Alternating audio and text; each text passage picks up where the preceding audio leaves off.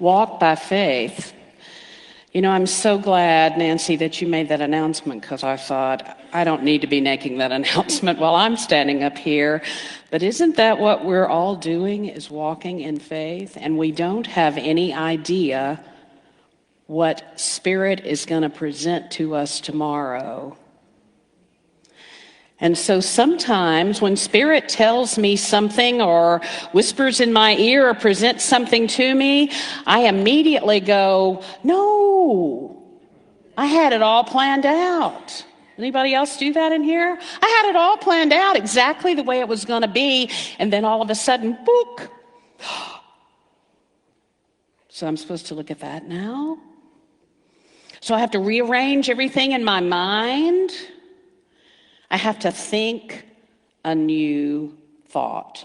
Is that not what we're here about? Is that not what Charles and Myrtle wanted to happen? Is that not what Ernest Holmes wanted to happen, for us to begin to think a new thought and create a different experience? But sometimes I want to be in charge of that. Anybody else want to be in charge of that? I want to think a new thought, but I want to think the new thought that I want to think. Right? Yeah. But then something comes across my radar screen and says, psych, you thought, and you're going to have to think a new thought. Did that ever happen to you? I thought I had all of this ready. It's very interesting to drive here this morning, and when Reverend Christina called me on Monday, she said, I want you to do the exact same lesson that you did last Sunday. And I said, nope. And the reason I'm not, the title is the same, but this is Holy Week. Now, some of you are like, oh, let me get up and leave because I'm not Catholic, I'm not Episcopal, I'm not all of that. New thought is not all that either.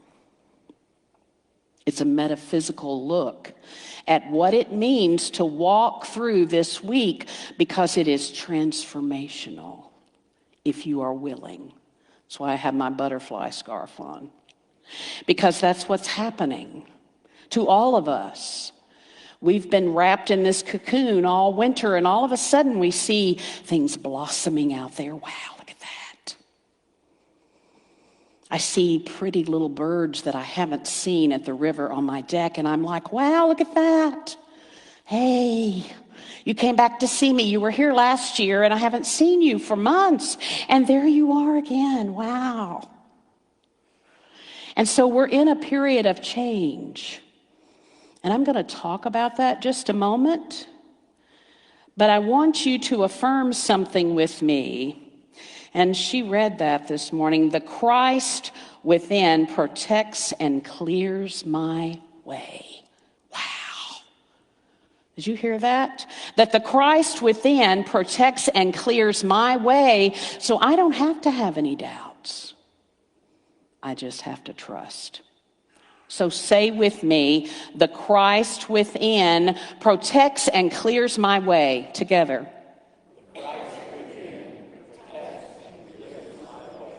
And I'm going to tell you who one of my mentors, Martha Creek, and I know some of you know her here, would say to you, tell your face. The Christ within protects and clears my way. Would you believe me if I said it like that? Say it a little bit differently. Just go inside and say, do I really believe that? Do I really believe that? The Christ within protects and clears my way. Say it with me. The Christ within protects and clears my way. Now you're going, what is it clearing? Am I going to be okay if it clears that? What about if it clears that?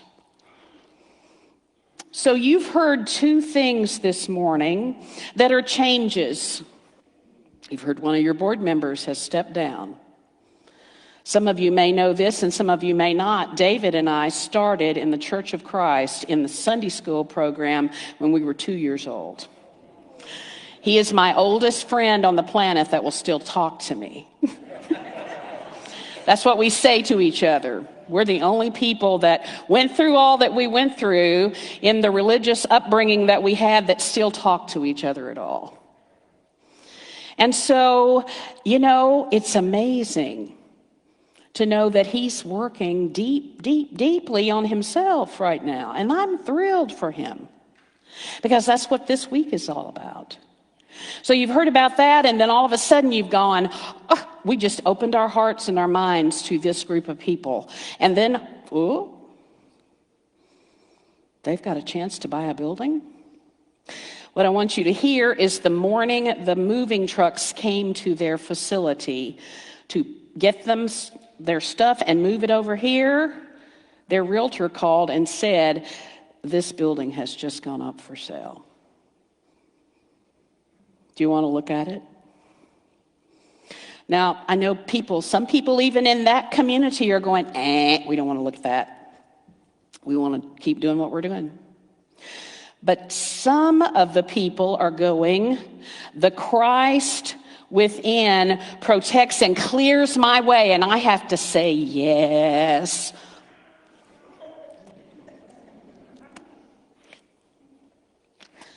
Yes. And of course, I'm just there as a transitional director for them. And so my phone started blowing up. What do we do? I can't tell you what to do. Well, what would you do? I said, I always say yes. Yes. When Christina called me on Monday, she said, I really need to have a vacation day, and I know this is late notice, but will you drive back to Nashville? It takes me 3 hours to get here. I'm like, yes. Of course, then I have to go to my partner, Judy, and say, guess what? I'm going back to Nashville. Again, because she knows that about me. When the Spirit says, hello, will you? I say yes. So I want you to say one more time with me, the Christ within protects and clears my way. So talk for a moment with the person beside you about what that means to you and how you're dealing with all of this change that's going on right now, right in front of your eyes. Go. So, do you realize that this week, in a lot of Christian churches, they're talking about what they consider to be Jesus's last days on the earth?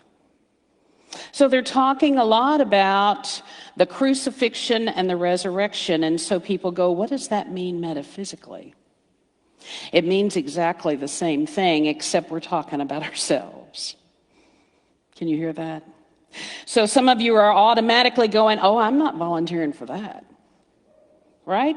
I'm not going to volunteer to be crucified.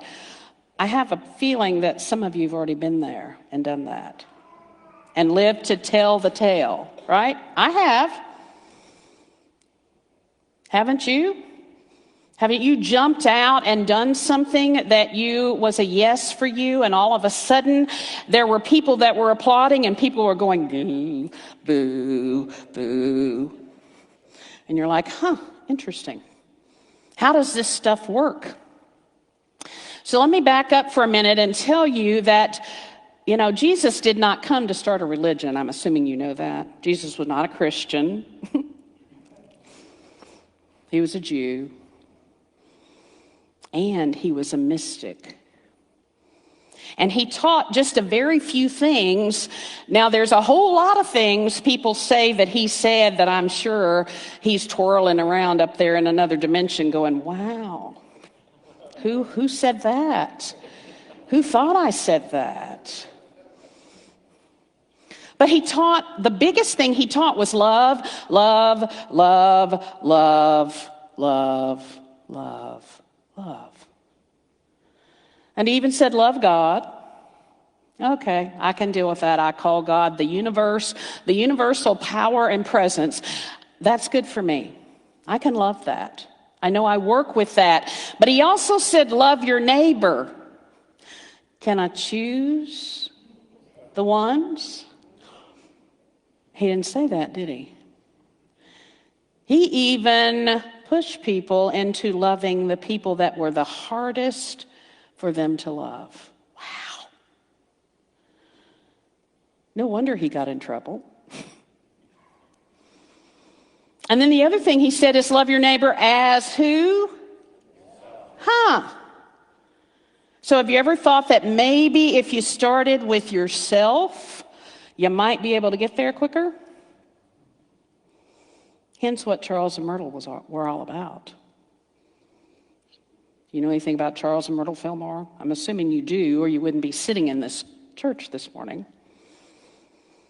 The other thing that he said all the time is the Father and I are one. This presence is one with me, and the way I find it is to go within. Go within? Where's that? And how often are you willing to say yes to that? To learn to love, go within. To learn that you and the Father or the Mother or the universal presence and power is one with you. How do you know that? You go within. And you feel it. And you go, wow. That feels so much better than being over here and all of this stuff that I was swirling in just 5 minutes ago. And he also said, be in the world, but not of it. That's probably one of the hardest. It's easy to do that in here on Sunday morning. But the minute I leave, I get caught up in the chaos and the swirl of whatever someone else is trying to tell me I need to be talking about or dealing with or working with. Anybody watch the news lately? Whoa. Yeah, stuff. So if I'm in the world, but I'm not really of it, do I keep doing this connection? Or am I doing this out here and digging in all of this? Just a thought. And he also said, if you want to know how to make your world better and you want to create some things that are wonderful for yourself, seek first the kingdom of God, and everything, all these things, everything you've ever thought you wanted will be provided. Do we really believe that? Or do we think we have to do all this swirling around to get all this stuff, and then when I have 30 minutes at some point in time in the afternoon, I'll sit down and go within? Now hear me. I know that I'm probably pushing some buttons because I feel that. Anybody that's ever worked with me individually, and they will say, but I don't have time to meditate for an hour. I will say, well, then you need to meditate for 2. And they're like, huh? I said, in fact, maybe you should do a whole day of silence. What would that be like? Oh, I can't do that. Thoughts. So, how did all this Holy Week begin for Jesus? Well, he was teaching all of these wonderful things, and all of a sudden people were aggravated. Now, he had a whole big wad of people that were following him and that were listening to him, but he upset the political and religious elite. Has anybody seen any of that going on out in the world? Have you? Do you find it that it's very coincidental or maybe a perfect now moment that we should be talking about that today? Because how are you going to show up in the midst of all of this stuff that's going on, and the political people and the religious people are trying to band together to control people? That's not anything new. That was happening when Jesus was living. And he kept speaking out against it. No, this isn't right. Love everybody. Love everybody? Well, those people look different than me. Those people act different than me. Those people don't even believe what I say I believe, so He did 5 things that pushed those people over the edge. He cast out what they call evil spirits in the Bible. When I was in ministerial school, they said that person may be having a seizure. They might have had psychological issues. But whatever it was about him, when he was in this place, and I would say he was probably 75 or 80% at times in this place. You know, every once in a while he got mad, threw some tables over one time. He burned up a fig tree just with his power, because it wasn't bearing fruit. I mean, just some weird little things that he did because he was a human being, but he was also divine. So are you. So are you. It's just do you remember that divinity? Something else he did was he dined with the Pharisees. Any of you had dinner with anybody that doesn't agree with your political or religious standing lately and tried to have a conversation? Yeah. He was brave enough to do that. And then when those people began to hear what he really thought, they were like, put the brakes on. Let's get rid of him. He taught to let go of any of the religious restrictions that people put on themselves. Is that not what New Thought is about? Letting go of the old religious restrictions that we have put on ourselves at times. He healed a sick person on the Sabbath. I remember as a little girl in Sunday school asking my parents when I got home, what was wrong with that? He healed somebody. Oh, honey, you're not supposed to work on Sunday. Because, well, it was Jesus. Well, honey, those people were aggravated at him because he was healing somebody because you weren't supposed to work on the Sabbath. Are you beginning to see the commonalities between when he was living and what's going on right now in our world? The biggest is that he raised somebody from the dead. Oh, Lord. Can you imagine? We do that every day in New Thought. Maybe not physically dead, but I speak with people all the time that begin to have a breath of life that they have not had in years and years and years. Wow. So what did Myrtle and Charles talk about? They talked about all this. They talked about how to know that you are in the presence. Do you realize that both of them healed things in their lives, in their hearts, in their minds, in their physical bodies? Do you realize that? If you don't, you need to look that up. Charles had an old injury with one of his legs, and one was shorter than the other, and he was able to sit in the silence for long periods of time, and he actually was able to add a little length to that leg. Now, some of you out there are going, I don't believe that. Myrtle, and hear me, the first time I ever went to Unity Village, when I was trying to make the decision about, do I really want to be a Unity minister? And I got out and placed my feet there, I just fell down to the ground and started sobbing. I could feel that energy. Myrtle had tuberculosis. She was dying. They were telling her that she had just a little bit of time left. And she was like, I don't want to believe that. And so she went and heard a New Thought minister speak. And the minister said, you are a divine child of God. You do not inherit illness or sickness. And she went, I'm taking that thought. I'm going to hold on to that thought because I want that thought. Now, hear me, I'm sure she had doubts. So you know what she did? She sat every night in a chair and held that thought and held it and held it and held it. And do you know what happened to her? Some of you know.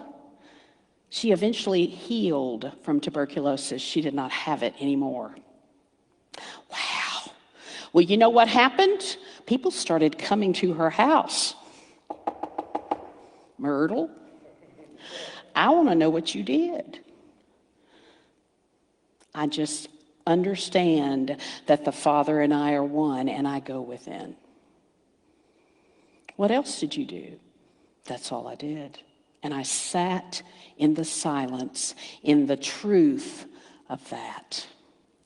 And so do you know what began to happen with her on Wednesday nights? That's the bewitching hour for people in fundamental religion. They have Wednesday night classes. Myrtle thought, well, I'm just going to do this. I'm going to open my house up on Wednesday nights after I put my children to bed, and I'm going to invite people to come and sit in the silence with me. Now, if you go in the bowels of Unity Village, old writings that they have never published, Myrtle said in the beginning people wanted her to speak, pray over me, do all this stuff, and she was like, no, be still and know. Be still and know. And do you know what began happening? People began being healed. Other people began being healed. So you're going through Holy Week right now. What do you believe? What do you believe is possible? Because the title of my lesson is, what will we do with this chance? You have a whole week of a chance to live the Christed way. You have his example. Everybody didn't accept what he was saying. Some people didn't like it at all. Some people were very negative about it. Some people were conflictual with him about it. And you know what his answer always was? Thou sayest. That's what you say. I believe the Father and I are one. Go within. Be still and know. I just want you to think for a minute with me what would happen in the city of Nashville if we had 50 people. Yeah, people are like, we need thousands and thousands. Well, that'd be lovely. But 50 people who would believe that fully, not just part of the time, but every moment of every day. Every moment of every day. And when I had a thought that was something different than that, anybody ever heard Charles say, that is not the truth. The truth is, I'm a divine child of God, and I have inherited the kingdom, and all I have to do is be still and know. Wow. Where is my doubt? That's my work. That's my work of Holy Week, walking through this day in and day out, and being present to my own doubt and say, that is not the truth. The truth is, I am a divine child of God. And the Christ within me is providing a way, is protecting me and clearing a path. Some of you were in the CSLN talk last Sunday morning, and one of the quotes that I used is my very favorite quote in the entire world. I know that's kind of strange, but it is. And I want to make sure that I get it exactly right, because it's what we're talking about right now. Some of us stay so tight and closed up and are so afraid to change ourselves, when if we would just let go a little bit and blossom, there is no telling what we could become.